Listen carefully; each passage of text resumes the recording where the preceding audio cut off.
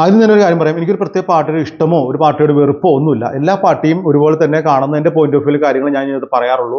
100 കോടി ജനങ്ങളുടെ വോട്ടർമാരുള്ള നമ്മുടെ ഇന്ത്യയിൽ അത് വോട്ട് ചെയ്യുന്ന ആൾക്കാർ യാഥാസ്ഥിരം ഒരു വലിയൊരു കൂട്ടം, ഏറ്റവും വലിയൊരു കൂട്ടം യാഥാസ്ഥിരം, അവർ ആ ഒരു നേതാവിന്റെ ഇഷ്ടം, അവരുടെ ഒരു സ്നേഹം, അവരുടെ വ്യക്തിത്വം, അല്ലെങ്കിൽ അവരുടെ ചില വാഗ്ദാനങ്ങൾ അതിലേക്ക് വീണ് വോട്ട് ചെയ്യുന്ന സാധാരണക്കാരനായ ഒരു വോട്ടാണ് ഞാൻ.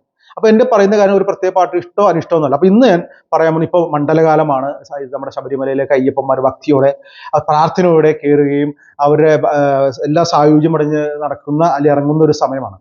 ഈ സമയത്ത് കഴിഞ്ഞ ദിവസം ഒരു കുഞ്ഞയ്യപ്പൻ, അവൻ അവന്റെ അച്ഛനെ നഷ്ടപ്പെട്ടു. അവൻ ബസ്സിൽ ഇങ്ങനെ ഇരുന്ന്, ബസ്സിൽ ഇരുത്തിപ്പോയെന്ന് പറഞ്ഞു, കാണാത്തോണ്ട് കരയുന്നതെന്ന് പറയുന്നത്, കയ്യിൽ നിന്ന് വിട്ടുപോയെന്ന് പറയുന്നത്. ഏതായാലും അവൻ അവിടെ നിന്ന് കരയാണ്, കൈ ഊപ്പി അവൻ കരയുന്നുണ്ട്. ഒരു പോലീസുകാരൻ അവനെ തടവുന്നുണ്ട്. നേരെ നോക്കിയപ്പോൾ അവന്റെ അച്ഛൻ വന്നു. ശുഭം. എല്ലാവർക്കും സന്ധി, കണ്ടവർക്കെല്ലാം ആദ്യം ഒരു ദുഃഖം, കൊച്ചല്ല കുഞ്ഞു പൈതൽ, അവൻ ആ കരഞ്ഞിടപ്പിലൊക്കെ വിഷമായി. അതിനുശേഷം ഇത് കണ്ടപ്പോഴൊക്കെ സന്ധി, പരിപാടി ശുഭം. പക്ഷേ UDF-ഉം അല്ലെങ്കിൽ സംഘപരിവാറും പോലത്തെ ആൾക്കാരൊക്കെ അത് എടുത്തിട്ട് വേറൊരു ക്യാപ്ഷനൊക്കെ ആയിട്ട്, അല്ലെങ്കിൽ ഒന്നുകിൽ പോലീസിന്റെ കഴിവുകൾ, അല്ലെങ്കിൽ മറ്റേ ഭക്തന്മാർക്ക് സൗകര്യം കൊടുക്കുന്നതിനാണ് പറയുന്നത്. ഇത് നമ്മുടെ കേരളത്തിൽ, നമ്മുടെ ഈ പറഞ്ഞ ചോറിന് ആൾക്കാർക്ക് ഇതൊക്കെ മനസ്സിലാവും. ഇത് കേരളത്തിന് പുറത്തേക്ക് അവർ വേറെ രീതിയിലാണെങ്കിൽ ഇവിടെ വലിയ വിഷയമാണ്. ഇവിടെ കേരളത്തിൽ വീണ്ടും വർഗീയ പ്രശ്നങ്ങളാണ് എന്നുള്ള രീതിയിലാണ് ചിത്രീകരിക്കുള്ളൂ.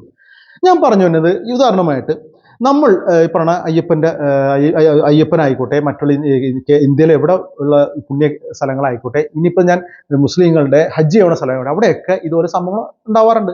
ചിലപ്പോൾ ഹജ്ജിന് പോകുന്ന ആൾക്കാർ പറഞ്ഞിട്ട് അവിടെ ചിലപ്പോൾ പ്രായമുള്ളവരെ കൈവിട്ട് പോകാറുണ്ട്, കുട്ടികൾ ചില ആൾക്കാർ കൈവിട്ടു, അല്ലെങ്കിൽ വിവരമുള്ളവരെ കൈവിട്ട് പോകാറുണ്ട്, അവർ കൂട്ടം തെറ്റി പോകാറുണ്ട്. പക്ഷെ അവരൊക്കെ സ്ഥലത്തെത്തും.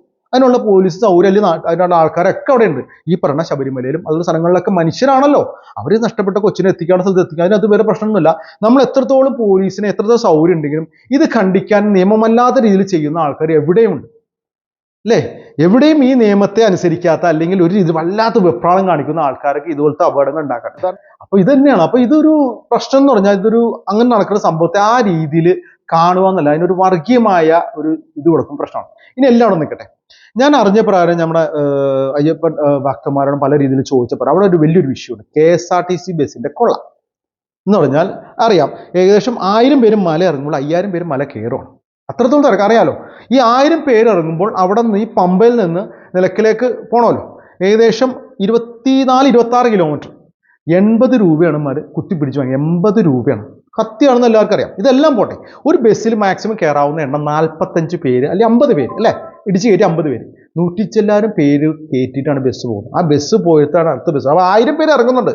1000 പേര് 100 പേര്, ബാക്കിയുള്ള പറഞ്ഞ 900 പേര്, എത്ര ബസ്സുകൾ വരും? ആ ഓൺ ദ സ്പോട്ടിൽ ഈ ബസ്സുകളുടെ ആധിക്യം കൊണ്ട് കുറച്ച് ബസ്സുകൾ ഇറക്കി പെട്ടെന്ന് ടക്കേന്ന് ഇറക്കി ഈ തിരക്കും വല്ലാത്ത തിരക്കൊക്കെ കുറയ്ക്കാൻ സഹായിക്കും. പക്ഷെ ഇതൊന്നും ചെയ്യാണ്ട് നമ്മുടെ ഇപ്പോൾ ഉദാഹരണമായിട്ട് പോലീസുകാരെ പറയുന്നുണ്ട്. പോലീസുകാർ ഇപ്പോൾ ഇന്ന് ഈ മണ്ഡലകാലത്ത് 80 അടുത്ത പ്രാവശ്യമാണ് 100 അല്ലെങ്കിൽ 110 കൂട്ടി എന്ന് പറഞ്ഞാൽ ആൾക്കാർ കൂടിക്കൊണ്ടിരിക്കുകയാണ്. പുണ്യ സ്ഥലങ്ങളിലേക്ക് ആൾക്കാർ വർഷാവർഷം ഉറപ്പാണ്. അപ്പൊ കാര്യങ്ങളെല്ലാം അപ് ടു ഡേറ്റ് ചെയ്ത് ഗവൺമെന്റ് ശരിക്കും ശ്രദ്ധ ചെലുത്തേണ്ട സമയം അതിക്രമിച്ചു എന്ന് തന്നെ പറയേണ്ടി വരും. അതിന് ഗവൺമെന്റിനും പ്രശ്നങ്ങളുണ്ട്. പക്ഷെ ഇതെല്ലാം വർഗീയമായിട്ട് ചിത്രീകരിക്കുന്ന UDF-കാർ തിടുക്കം കാണിക്കുമ്പോൾ എനിക്ക് ഇവരുടെ ചിരിയുമുണ്ട്, ഒരു സഹതാപമുണ്ട്. നിങ്ങളിങ്ങനെ ഹിന്ദുത്വമൊക്കെ കളിച്ച് ഈ പറഞ്ഞ വീഡിയോകളൊക്കെ ഇങ്ങനെ ഷെയർ ചെയ്ത് മറ്റു കാര്യങ്ങളൊക്കെ പറഞ്ഞിങ്ങനെ ഇവിടെ നിന്ന് കേരളം വിട്ട് പുറത്തേക്ക് പോകുമ്പോൾ എനിക്ക് നിങ്ങളോട് പറയാനുള്ളതെന്ന് വെച്ചാൽ, ഏകദേശം 4 സംസ്ഥാനങ്ങൾ നിങ്ങളുടെ ഉണ്ടായിരുന്നു. ഇപ്പോൾ 2 സംസ്ഥാനങ്ങൾ സംഘപരിവാറുകൾ കൊണ്ടുപോയി. നിങ്ങളിങ്ങനെ അടിവേരിൽ ഇങ്ങനെ വളങ്ങൾ ഇട്ട് കൊടുക്കും. നിങ്ങൾക്ക് വേറൊന്നും പറയാനില്ലേ? എന്തോരം പ്രശ്നങ്ങൾ കേരളത്തിലുണ്ട്. എന്ത് സാധനത്തിനൊക്കെ വില കൂട്ടി നിങ്ങൾ എന്തിനു ചെയ്തു? നിങ്ങൾ കരിങ്കൊടിയും പൊക്കി വേറെ തുണിയും പൊക്കി നടന്നു.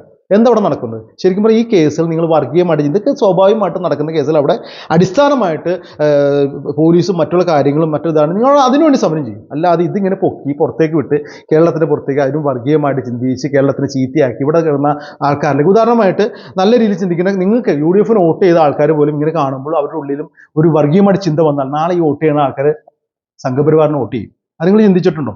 അതുകൊണ്ട് നിങ്ങൾ ഈ മണ്ടത്തരമൊക്കെ നിർത്തി ഇവിടെ നടക്കുന്ന ഈ പറഞ്ഞ വെള്ളത്തിനും കറണ്ടിനും ടാക്സും എല്ലാ രീതിയിലും വില കൂട്ടി ഇരിക്കുന്ന ഈ സർക്കാരിനെതിരെ നിങ്ങളൊന്നും ചെയ്യും. ഇതൊന്നും ചെയ്യാണ്ട് വെറുതെ ഇങ്ങനെ പൊക്കി കിടന്നിട്ട് എല്ലാ കാര്യമുണ്ടോ?